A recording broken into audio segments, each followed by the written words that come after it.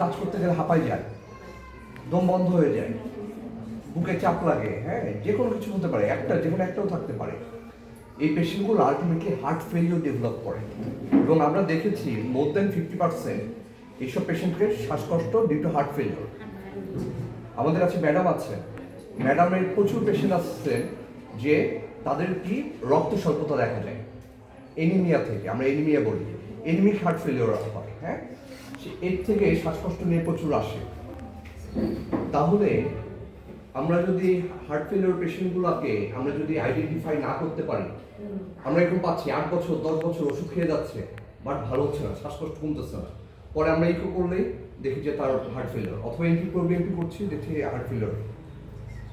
তাহলে আমাদেরকে মাথায় রাখতে হবে, আপনাদেরকে এটা বলার উদ্দেশ্য হলো আপনারা যাতে বুঝতে পারেন যে আপনার কাছে যাতে এই ধরনের পেশেন্ট আসলে আপনাদের মাথায় থাকতে হবে যে এই পেশেন্টটা হার্ট ফেলিওর হতে পারে, এই পেশেন্ট